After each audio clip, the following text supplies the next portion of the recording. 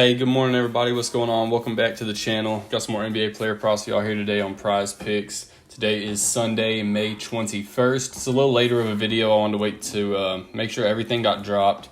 But, I'm going to go ahead and get it out for getting later in the day. If y'all are new to PrizePicks, as always, use this promo code right here. Get yourself signed up, and that will get your first deposit instantly matched up to $100. So double your money using that promo right there. First-time users. So yesterday, guys, it wasn't terrible yesterday. What did we go, 4-2? The only ones that didn't get us there was D'Lo and Jokic. Jokic, I can handle that. It's not, like I said, it was bound to happen. Last night ended up being the night that it happened, that he finally went under. But D'Lo, man, I've just got to pump the brakes on him. I think I've gotten him wrong the last 2 times. He keeps dodging me on my picks. You take the over, he goes under. Take the under, he goes over. So I think I might just need to back off on him a little bit. But all in all, man, we went 4-2. Pretty good day. LeBron over his assist. He destroyed that line.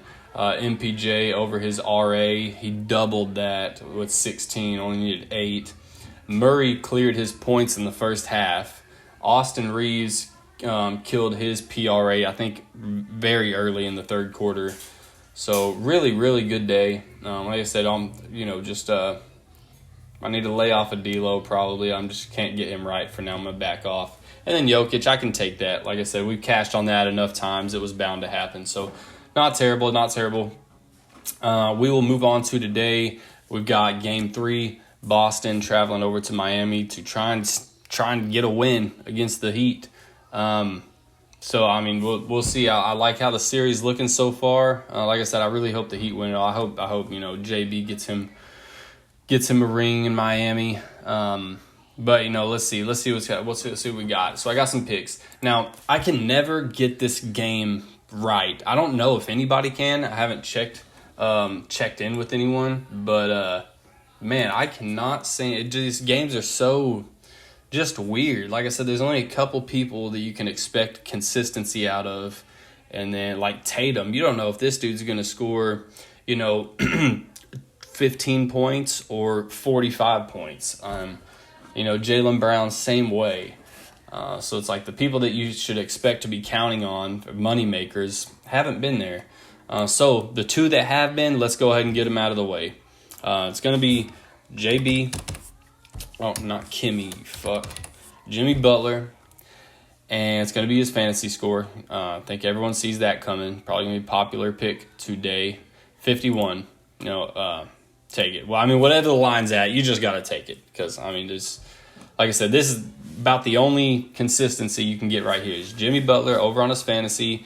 And if you want to look at the history real quick, last 2 games, game 1, he puts up 66.5. Last game, 57.5. That's a hell of a cushion right there. His worst game thus far coming at 57. So give me JB over his fantasy. Not much to talk about there. And then Bam also over his fantasy. So they still got, I think, 37.5. It may have been at 37 last week. I don't know. But game 1, he actually cleared his line. It was a lot lower. Is at like 30 or 33 something. But he did clear it that game. Last game, he drops almost 55 fantasy points. So he's back at home now. Give me 37.5 right here on Bam. So let's just get those out of the way. Unfortunately, those can't be the only 2 picks because we got to pair them with someone other than a Heat player, right? So this is what I'm looking at. I'm going light on this game, y'all. I'm playing all these plays, but I'm going light just because I can't seem to get this game right. So you never know. What I'm looking at for Miami. Also, another one you could throw in there real quick is Max Strus's points, because it's back down to 11.5. I feel like every time we've taken this at 11.5, it hits. But as soon as we try and get it at like a 12.5 or like a 13, it doesn't. We aren't able to snag it on that one. So I think you could take a look right here, 11.5. Like I said, these games are not supposed to turn out the way they've been turning out. So, like, they're supposed to be Boston blowing out Miami is what they're supposed to be, right? So, Max Strus, we should expect still heavy minutes from him because it's not like the Heat have been in such a huge lead.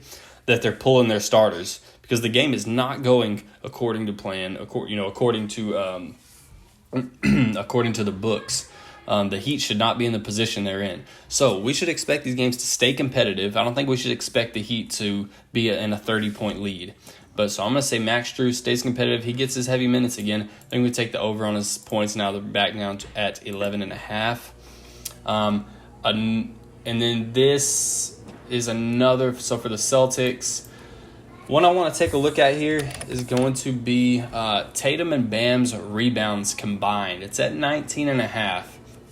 If I would have got this before they bumped Tatum's line from 9.5 to 10, we would have got it half a unit lower at 19. But right now we get it at 19.5. I don't mind it. So in game one, they combined for 15. Like I said, the game ones, you kind of just take it for what it's worth. They're game ones.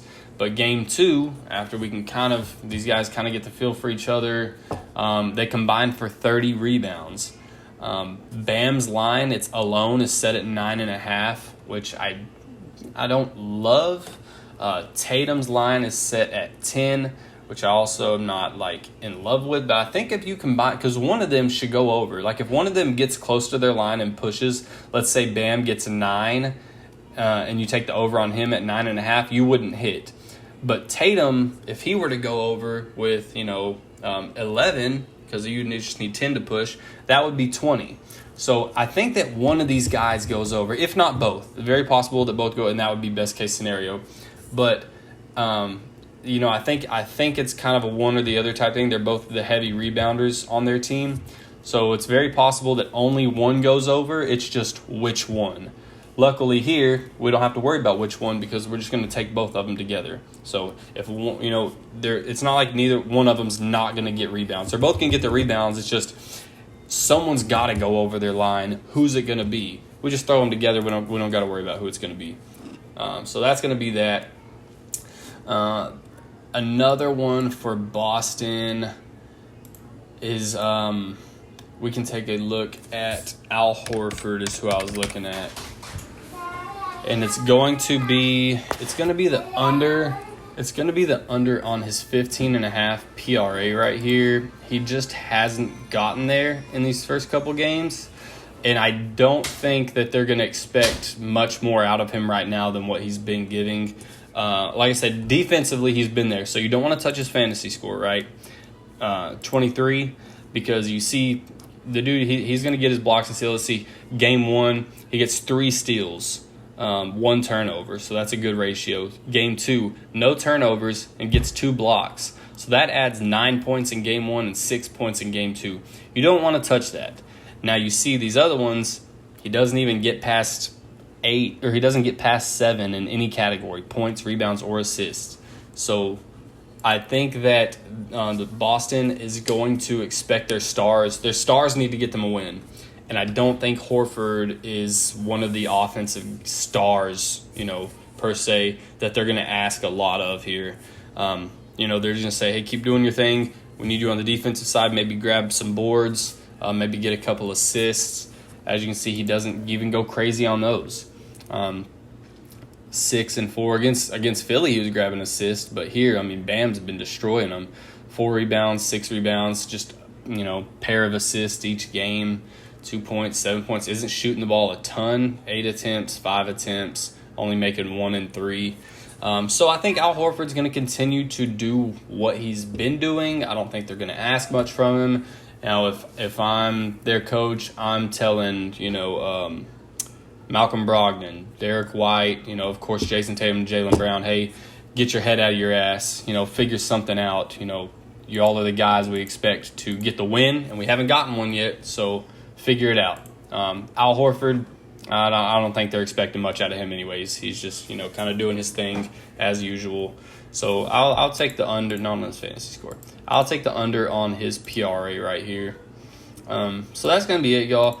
Like I said, kind of I would suggest to go light on this game just because it's me giving out the picks, and I have not had a lot of success in this game. Like I said, Jimmy Butler and Bam, consistent, right? We can expect that.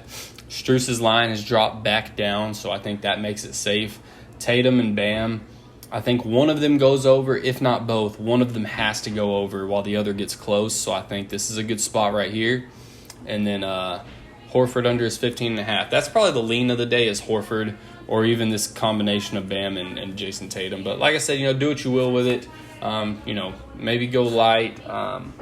Just let me know. Let me know what you think about them. Like I said, we'll be back on it with the Nuggets and the Lakers. So we've been having a lot of success in those. So anyways, y'all, let me know what you think. Good luck, everyone. Let's cash later.